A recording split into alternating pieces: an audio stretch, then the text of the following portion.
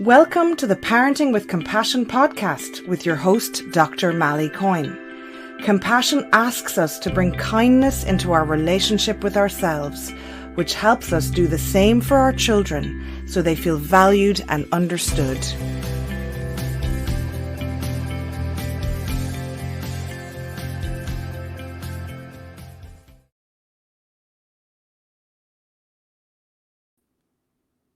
Hi guys, it's Mally. Hope you're well and welcome to Parenting with Compassion, the broadcast, podcast, whatever cast. And I'm delighted to be here tonight. So you can see the garden room in the back, which obviously I hadn't shown before because it wasn't in a presentable state, but we've been kind of making it look a bit better in anticipation of next week's book launch, my book launch next week, which will take place at 8 o'clock. So I cannot wait for that. I have some special guests lined up, some really good stuff lined up for it. So I'm really looking forward to that, guys. I hope you had a good week and that everything is going well for you guys. If you wanted to let me know how your week went. As for me, I can say that I have had, I suppose it's been a difficult enough week for me. Not difficult. I suppose it's great to be having my book coming out next week and all of that. I suppose I'm still working my normal job and doing the book thing. So I have been finding that kind of difficult. So I have to take a few days off the normal job so that I can actually have the energy and enjoy the next while. So in any case, sorry, I'm just trying to get the comments up here so that I can see if comments come through. And please do comment if you'd like. I want to thank last week's guest, Matt Burke, for coming on. He really represented dads well. I really wanted to speak to dad for this Parenting with Compassion broadcast because I just thought he literally, like, he kind of talked about his past and he talked about his journey into kind of learning about love and kindness and about what being a dad means to him, to his daughters. And I love the idea of he has two daughters that came at different times of his life and how he got the perfect daughters for the time in his life that he could have. And he's just such a lovely guy, and there were so many amazing comments about him. So thank you to Matt, and thank you for watching, guys, and for your lovely comments as well. Tonight I have a really amazing guest who I'm going to introduce in 1 second. Well, her name is Fiona Brennan, and she's a clinical hypnotherapist. She's a best-selling author. She's a TED speaker. She is just amazing, and she contributed to my book. I might as well pull my book up. I'm not good at this stuff, but there it is. And she contributed to a chapter that I wrote at the end of the book called Compassion-Based Resilience. In fact, her article on A Lust for Life about compassion-based resilience made me actually write that chapter at the end. And obviously my book is all about the compassionate approach to parenting your anxious child. So she really kind of inspired me. So I interviewed her for the book, and that's why I have her on tonight. And, you know, I'm not going to go into much of an intro because I actually have loads to talk about with Fiona. And I think, you know, we would get most out of talking to Fiona about what is compassion-based resilience, how is it different to normal resilience. I suppose just to say, in terms of my book, you know, they have found that people who rate highest in self-compassion show a greater level of resilience. And resilience is all about kind of being able to bounce back. It comes from the Latin to jump back or bounce back ability.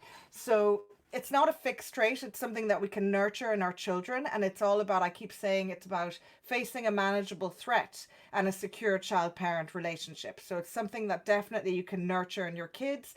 And if I was to give you one piece of advice for nurturing that in your children tonight or in the next few days, and I read a great article about this. Let them do one thing tomorrow that you didn't let them do today. Now, obviously, keeping safety and social distancing in mind, or whatever that we need to do in terms of that, but just they actually, you know, in terms of them growing older and being able to kind of manage you know, the difficulties of life and the ups and downs, they kind of need to be able to face some small positive stresses, as we call them, and to have you there, not right next to them, but kind of helping them along. And obviously their development and where they are in their development will guide that. So enough of that. I am going to bring on my darling guest, Fiona. And So I'll introduce her again. She wrote this amazing book called The Positive Habit. In fact, she's just finished her second book, and she has appeared. She does loads for Today FM with Dermot and Dave, and she's a clinical hypnotherapist. Fiona Brennan. It is so amazing to have you on board, and she does loads for Lust for Life. Hi, Fiona. Hi, Mally. How are you? Delighted Good. to be here. Oh, I'm so happy to have you. How are you? I'm great. Good. Good. Yeah, just winding down at this time, I usually in know. the night. You know yourself. You're kind of. I know. I'm so sorry. I hope the adrenaline gets pumping a bit to Ah, kind of keep you yes. going. Yeah. Absolutely. A second wind. Not a Yeah. second wave, but a second wind. Oh God, don't say that. A second wind, an energy, we're energy. we're so used to this idea of the which we will be talking about. But I suppose I wanted to go back to dive straight in to the beginning, because when I was doing the research for tonight's show, I saw an article that came out around the time your book came out, and it spoke about how you had you have a sister and your mom and dad, and you moved to Greece when you were really quite young, and Hmm. there was a quote in it that said, having a family shouldn't halt the adventure of life, which is what your parents had said. And I'm Hmm. just wondering, how did that time kind of impact on you and shape the values you now have?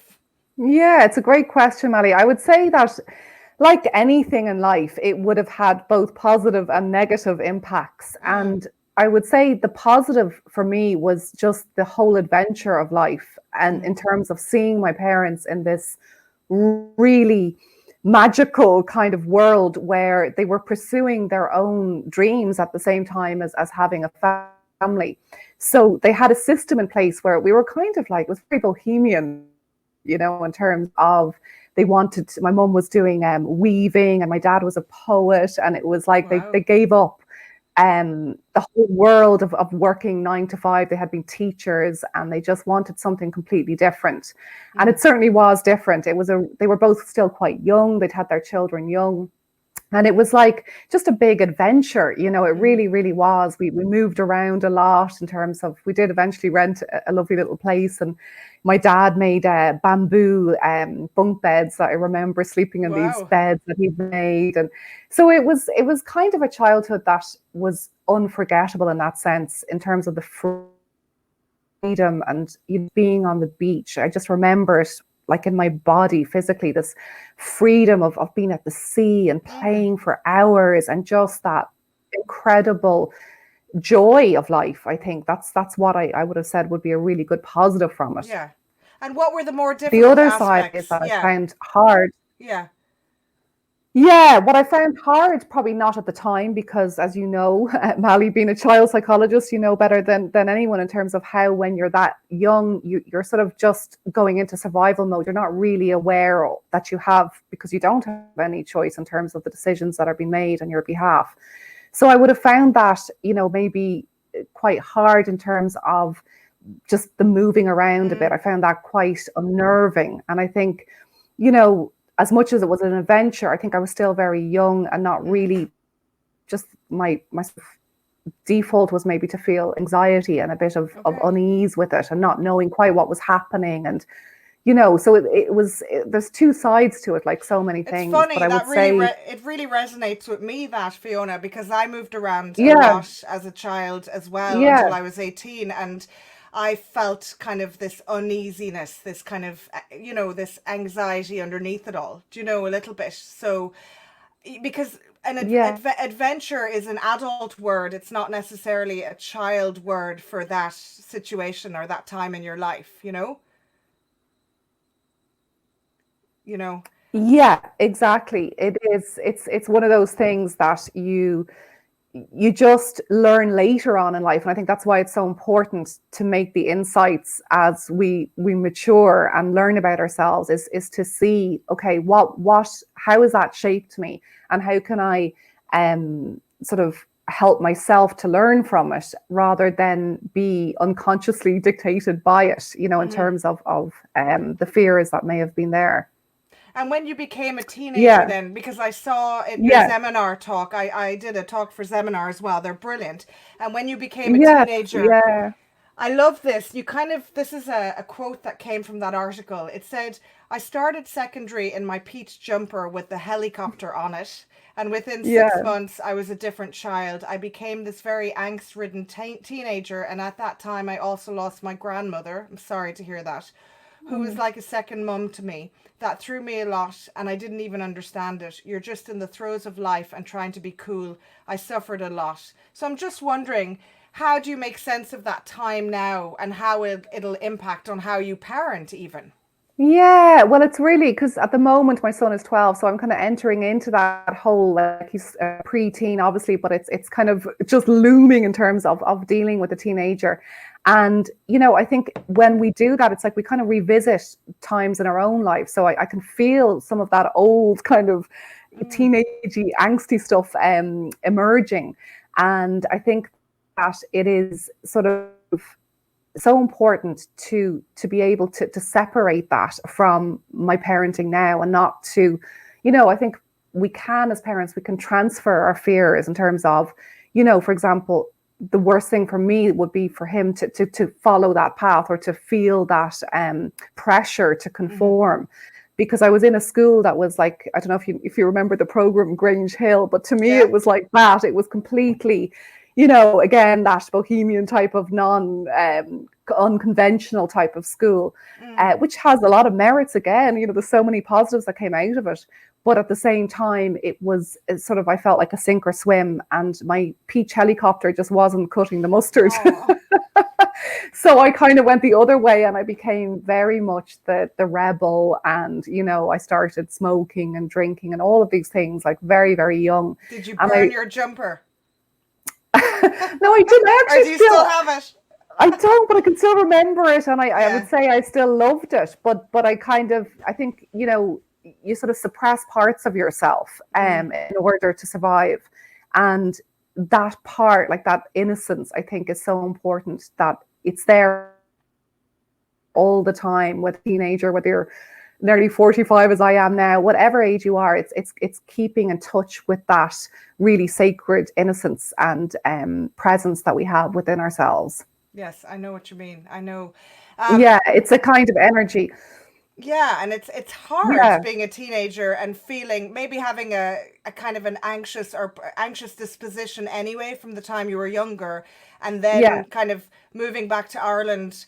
It is, it can make it harder to feel like, and then you've got the whole teenage stuff going on. I totally get it. I You're so totally understand. self-conscious. Yeah. Yeah. It is, I mean, I don't know if you can remember yourself, Mally, but it's just all this fear of what other Mm, people think. Are you pretty? Are you not pretty? Is anyone going to fancy you? All of these things are huge in your mind at the time. And what helped you And then? So when you gave that seminar talk, yeah, what were you kind of hoping to? So you were trying to kind of let teens know in the audience that this is normal. This is how teenagers feel sometimes. What mm, helped you kind of to? Was it just time that helped you overcome that? I know you changed school as well, but what helped yeah. you to kind of get over that time? Well, I would say, honestly, it probably didn't get over till my 20s. I would say it was Mm, kind of like a prolonged teenage, into my early 20s. And what I know now about the brain is I can kind of understand that in terms of how, the prefrontal cortex isn't fully developed until we're mm, sort of in our mid 20s. And that really makes sense to me now, because I think I did start to kind of have a transition at that point. But it's really worth knowing that, I think, as a parent, is to remember that a young person's brain is literally hasn't fully mm, matured, and that we need so much compassion when we are them and helping with them. But on a personal level, of course, you don't know that yourself when you're going through it, and mm. even if somebody was to tell you, you probably wouldn't listen, because it just seems like, it's not relevant to you and your feelings, because they can take over. And I think that's what it was like. It was like that the feelings would just completely sort of they Mm. defined me at the time. Okay. And it really is probably only into sort of my mid to late 20s where I started to move into a really just, and I would say not move into, but move back to. I always Mm. look at it as like I returning know. to Yeah. that helicopter child, if you like, or, Mm. even before that sense of being Innocence, comfortable. or yeah, comfortable. Yeah. Yeah, Yeah. and in sort of at peace with myself. Yes. But it definitely was quite a long And road. you moved into acting then. So you had your own kind of production theatre company and you appeared Yeah, in the Clinic and Fair City and all of that. yeah, But like, what was that like for you? And I know you then moved on to becoming a clinical hypnotherapist because the characters you yeah. were playing, you wanted to fix them and you couldn't quite obviously get there. So how did you move into that and what happened next? Yeah, well, I would say the acting was kind of a way, a release, if you like. And I think I was unconsciously using the characters to kind of move through my own emotions. And I didn't know it, of course, at the time. So it's the level of awareness that I have now. Looking back, I think you can learn so much. But I loved it. I was very passionate about it. I really was incredibly motivated to do it. And it wasn't easy. There was a lot of struggling. Anyone Yeah, who's done same. acting will know that it's like the most precarious industry you could be in. You know, I was more often waitressing or receptioning or temping Mm, or all these different things to just to get by. But basically what happened, it was 2007. So it was like, what is that now? 13 years ago. It was the last stage show that I did, and I was playing a part who was a play, ironically called "Don't Look Back" or "Look Back in Anger," not "Don't okay. Look." That's the Oasis song. So "Look Back in Anger," Yeah. and it's a kind of kitchen sink drama where the character I was playing was going through a horrendous miscarriage. Mm-hmm. And I was doing this night in, night out, and I just remember feeling so drained and having a Mm, feeling on stage that I didn't want to do it anymore. And it's kind really? of like Okay. falling out of love with somebody that you really love. And Mm. because that's how I felt about acting. And it was like all of a sudden, it was like, no. And it was just, it was like it just came over me. I'll never forget it. And it's a very hard place to have a thought like that because While you're on while I stage. was on stage, Oh and it gosh. was so definitive. And I knew at Mm. that point there wasn't any going back. It was like, I don't want to do this anymore because, Don't look back in anger. yeah, yeah, don't know exactly, Molly. Yeah. Oasis had it right. Yeah. So at that point, I mean, I didn't know at that stage I wanted to be a therapist, but I did know that I kind of wanted to help. I couldn't bear suffering. And most drama, you know, sort of in theatre anyway, don't have Hollywood endings. The characters do tend to be, especially the ones I played, were very angst ridden, you know, and they Mm. don't tend to get better, if you like, or to progress or move on. So I felt that there was something inside of me that wanted to make a difference. And the reason hypnotherapy came into my mind actually was my dad, when I was younger, when I was 10 years old, Mm-hmm. he had a really bad heart condition very early in his life. He was like 39, 40 years of age. He was very ill, and he was a smoker, and he struggled to give up. And one of the things that I remember, because my room was right beside his, and I would Mm. hear these tapes that he played, and they were these cassettes at the time. Just shows how long ago it was, and it was what's his name? It's a very famous doctor Alan Carr. that out of my head. Is it Alan Carr? No, No, not Alan no. Carr. He's an Irish guy Okay. who had a practice in Meath. He Right. was a surgeon actually. His name has just escaped me right now. But he was listening to these cassettes, and they were working in terms of my dad stopped smoking. And I was just so happy because obviously, you know, I love my dad and I didn't want to see him sick. And so somehow that stayed within me. I was like, wow, that's amazing that just by listening to this, you know, he was changing his behavior. And that was hypnotherapy. So when I was looking at different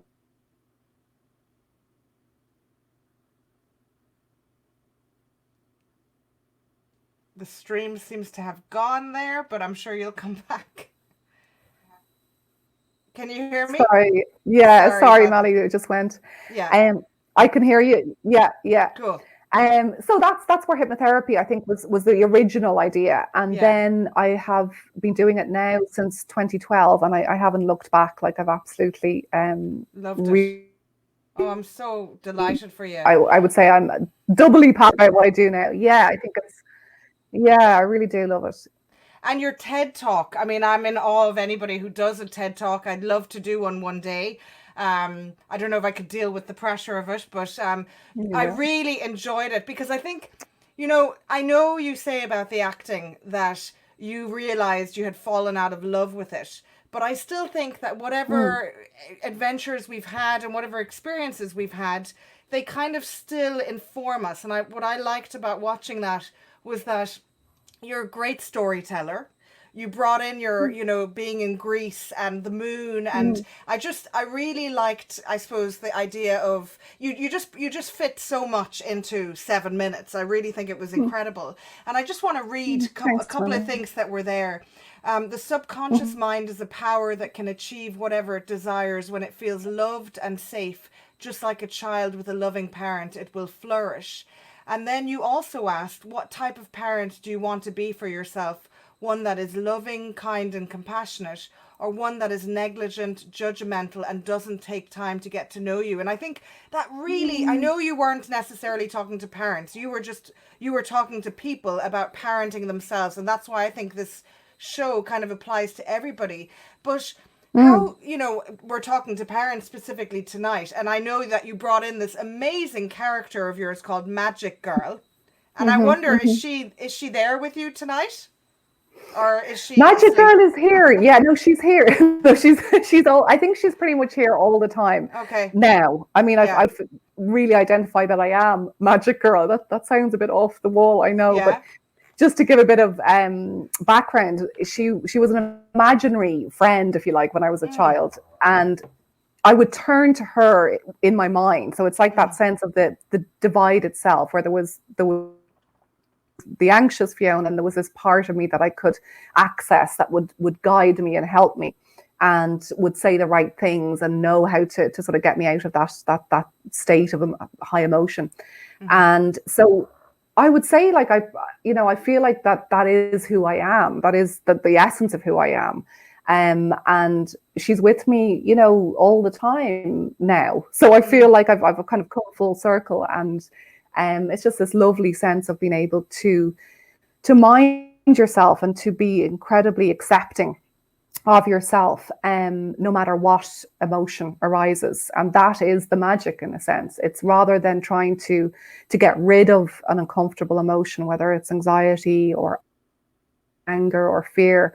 It's the opposite. It's embracing it. And that's, the whole idea behind the TED Talk was, how can we do that for ourselves? Mm-hmm. How can we, in a sense, it's like this amazing opportunity that we all have, is to parent ourselves. And I say that to my clients all the time. I mean, I have clients ranging from 20 to 70, and Wow. even a Yeah. 70-year-old can still feel a sense of loss when it comes to their own childhoods. So they're still holding on to things, which Mm-hmm. I think is quite remarkable. And at some stage, I think we all owe it to ourselves and our children, because that's how it goes down the line, is to actually step in and really take the time to get to know yourself, and to be, to fill the void and the holes that Mm-hmm. you feel may be left from your child. And I think we all have them. There's Mm-hmm. no such thing as the ideal childhood. It just doesn't exist. And anyone that tells you that it does is sort of maybe, in some sense of denial. There's definitely better, more healthier childhoods. That's, and every parent is doing their best. But at the same time, it's like, whatever that little gap, it could be a big hole or it could be a tiny gap. But either way, it's like, now you have this opportunity to actually fill that space for yourself. Mm-hmm. And that's I suppose that to me is Magic Girl. And she was born when I was a child, and she's still with me, and she is me, essentially. That's lovely. I Yeah. mean, like, I find that really interesting. I suppose in my book, I talk all about like the sequencing of, like, somebody needs to feel safe and connected with before you can move on to using the frontal part of your brain, which is about empowerment. So you're kind of talking about Mm. how, you were talking about how the conscious mind parents the subconscious mind, and that, somebody needs to feel kind of safe and, safe in a way before they can start using their imagination to kind of come out of themselves. How do you help them? I know how I help clients feel safe. I suppose I talk to them about, we go back to the childhood, and we go back to kind of figuring out ways they can reparent themselves. How do you do it in your practice as a hypnotherapist? Can you hear me? Hi, Fiona? Oops, sorry. It's Hi okay. there. Yeah, I'm here again. I don't know what the Wi-Fi is playing up. I'll put some magic girl into helping her. It's all right. That's the joy of Um, live. People know it it's is, isn't live it? now, Yeah, don't they? Yeah. yeah, exactly. Did This you is hear my definitely not Did a you hear my pre-record. question? Did you hear my question? I didn't. I'm sorry, Yeah. Mally. No. Yeah. Yeah, just I suppose I was just kind of, how do you help a client to feel safe enough to then be able to use their imagination? Yeah, that's my question. Okay. Well, I would say it's a process that takes time, because the most important thing, I think, whatever modality you're using, whether it's hypnotherapy, psychotherapy, essentially it is that relationship that's so important. So from the very beginning, my job is to help that person to feel safe with me. And in a sense, that is, Mm, what replaces the parent, if you like, because there's yeah. somebody there that has an unconditional desire to help them. That Mm, there's nothing, it's not about me, it's about them. And with that kind of support and just having, I think what's really so important is that listening, is mm, literally just to listen to someone um, without interruption is the greatest gift that you can do. So yeah. that is, the fundamentals of helping them to feel safe. And then it's about, maybe more practical sort of Mm, side of it is teaching them how through their own minds they can create that space inside okay. themselves to, acknowledge moments where they pass, let's say if it's somebody who's dealing with anger and they might have snapped at their kids, and then felt really bad about it, because that's something that happens a lot, is that people will, and it doesn't even have to be a big shout or Mm, anything, but it could just be that tension, that irritability, and then the guilt that comes after that, and the sense of, well, I'm such a bad parent, how could I have done that, what's wrong with me? And that's where the compassion based resilience steps in, and okay. it's like, well, it's okay, you did that, and that's all right. It's okay, you're tired, you've had a really long day. Mm-hmm. Not that it condones it or it's to support it, but it is actually the very energy that shifts it into something that starts to become less of a habit, Okay. So because kind of, you're yeah. changing the inner dialogue. Yeah, Okay. go ahead there, So, Mally, sorry. yeah, so the difference, I suppose, for people who don't know the difference between resilience and compassion based resilience, what would you say? What kind of Mm. made you write that article for Lust for Life? What was it that made you do that? Well, I think it's because the word resilience is we hear a lot. And again, the association is quite often this idea of, that it's something we have to be strong and to put pressure on ourselves. And that's how we get resilient, the bounce back ability, etc.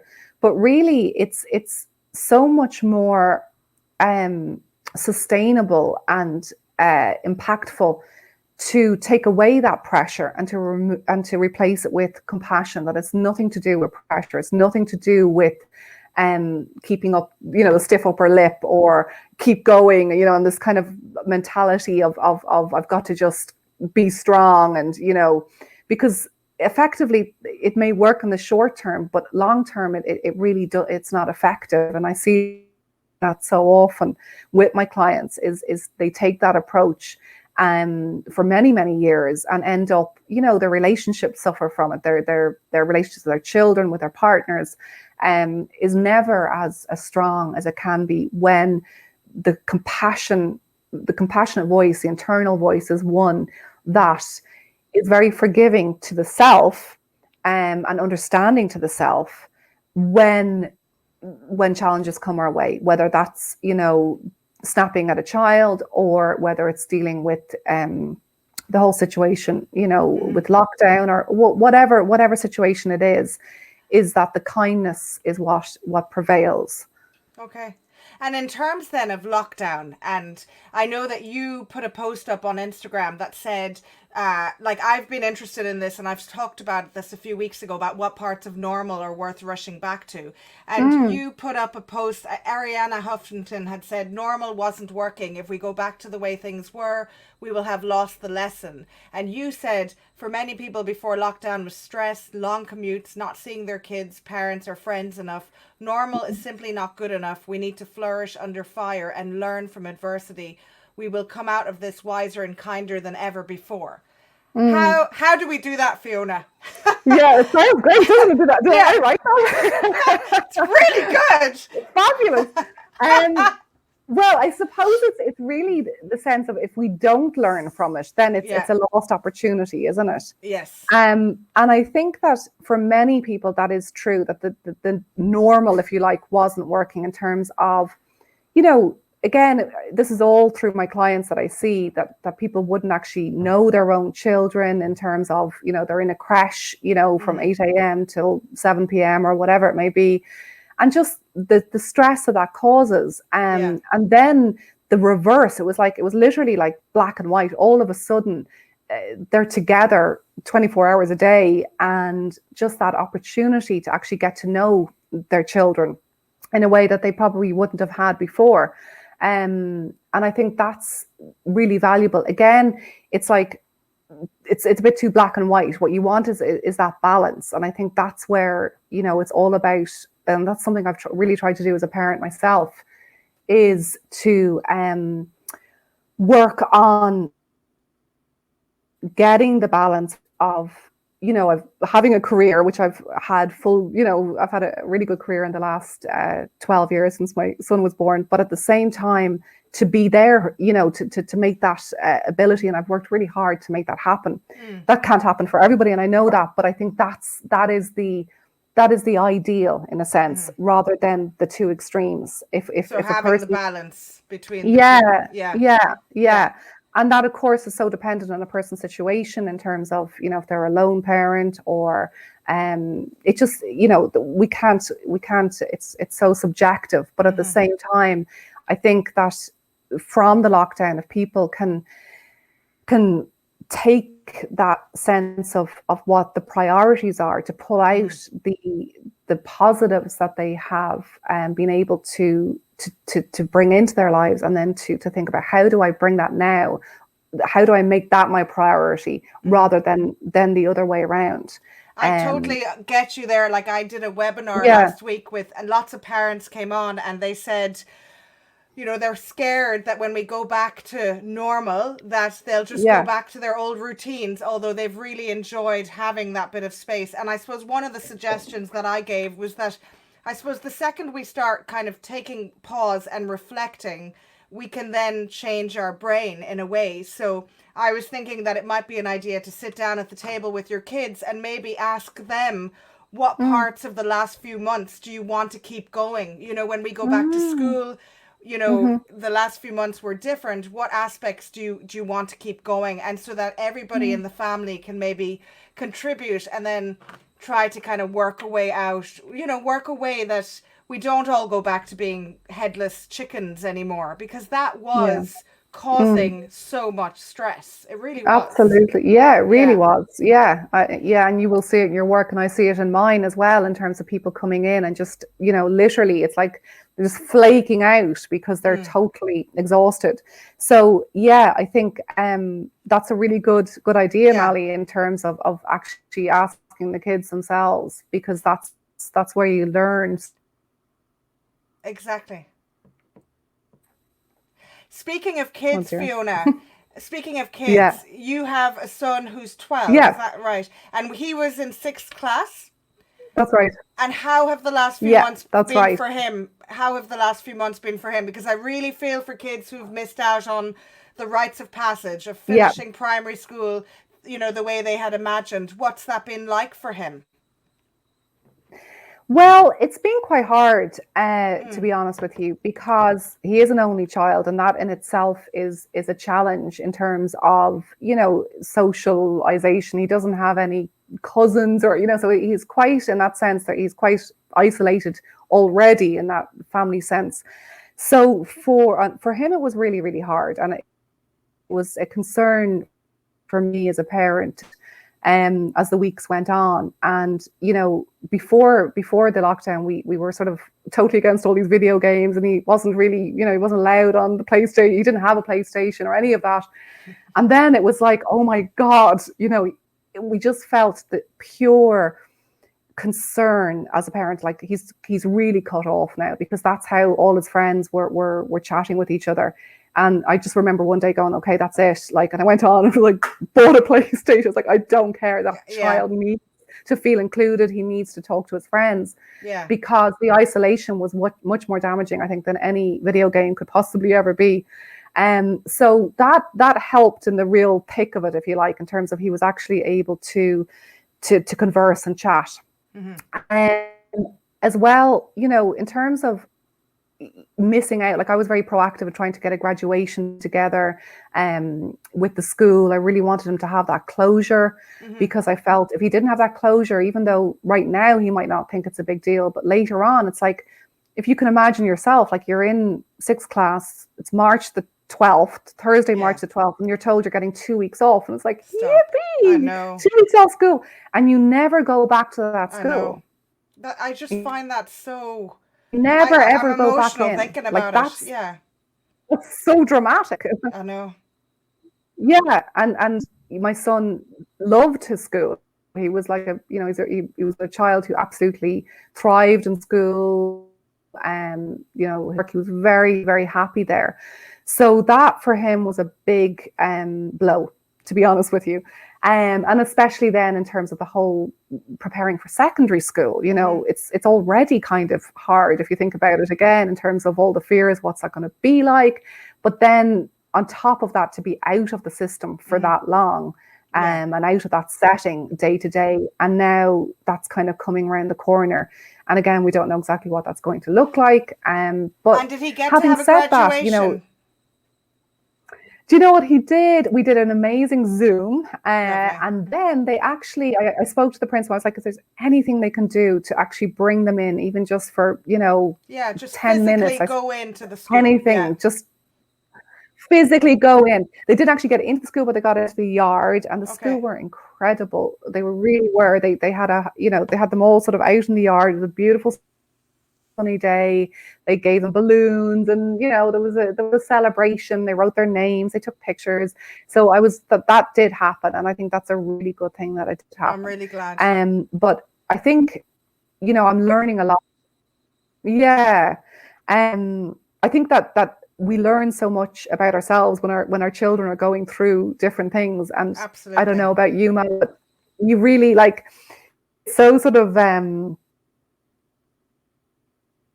you know, it's like when somebody is something about their own child or something, it's very easy to give advice because you're not quite, you know, it's not your own child.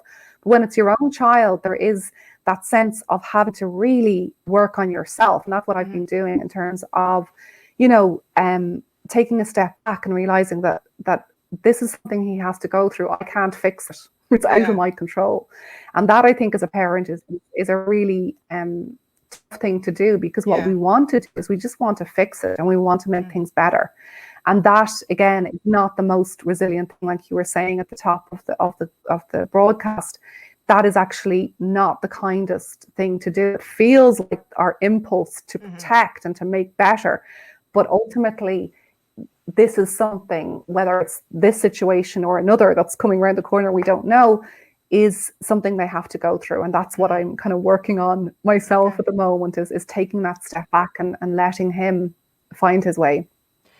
That's brilliant. And we've had a couple of comments. This lady, Lynn, said, I agree that the isolation was more damaging. Like yourself, I have a 6th class boy and made the same decisions as yourself.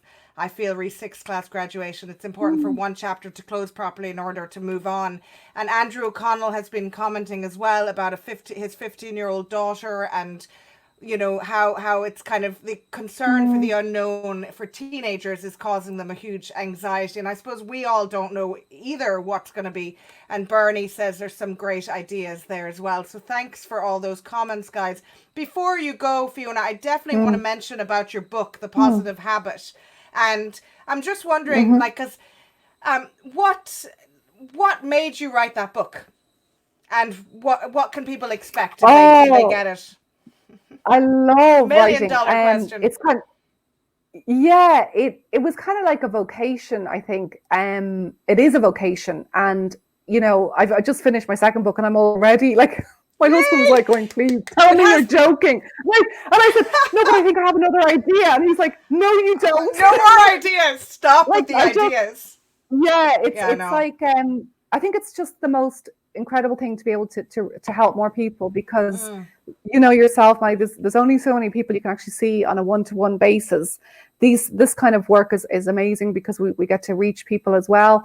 But books, there's something about a book again that is magical, and if you can reach someone in that way, then you'll see it yourself very soon, which is really exciting. And I can't wait mm. to read your book and the process that you go through to write that. It is like, I joke about it, but it is like the second baby that I didn't have. It's like this real love of Yeah. of the work, and you put a lot of yourself, I think, into it as well. So yeah, I just love it, and Yeah. it's a joy for me to do. And for you, positivity, just final question. Yeah, Positivity, it doesn't necessarily, there's a backlash against this whole positivity movement. But for you, positivity is about kind of accepting all feelings, which I find really interesting. Can you just tell yeah, us a little bit about that before sure, we yeah. finish? Well, I've said it before that the idea is that the most positive thing you can do is feel your negative emotions, because that's how they move through your body. Mm-hmm. In terms of when negative emotions remain stuck and blocked in your body, then and you're trying to force positivity and saying, well, saying affirmations, today is a good day, but you're really not feeling good at all. Yeah. It's totally counterproductive. Okay. So it's that process of actually moving through it. And that's a technique, I think, that I mention in my book, which is the ARC technique. And I think it could be useful for people here today Yeah. or this evening. And that is, it's a good sort of acronym to remember, A Okay. or K. So ARC, and A is the first part, which is to accept. So say, for example, again, in a parenting example, you've maybe feel bad or guilty that you're worried about your child. You can accept that within yourself, and that's the very first step, because now you're not going into resistance, you're completely accepting it. It's okay you feel like that, and that's the positive thing to do in terms of accepting the negative emotion. And then the or is to release it, and that is where you're working with yourself, releasing through the breath is the most effective way to literally let it go from your body. And then the K is the kindness, and that's where the compassionate based resilience really comes into play, because you are showing yourself kindness, you're showing yourself, understanding, and that you've moved through the emotion. So it's like an arc, you're kind of moving through, and you come out the other side. And you've transformed something that was really overwhelming into something that is now manageable. And, I often think that a bad, people say I had a really bad day. Well, we can have bad moments, we can have difficult moments, but they don't have to take over the whole day. They don't have to take over the whole week, month, or year, or worse still, lifetime, which unfortunately can happen as well. So it's that training that we can apply to ourselves, I think, is so empowering.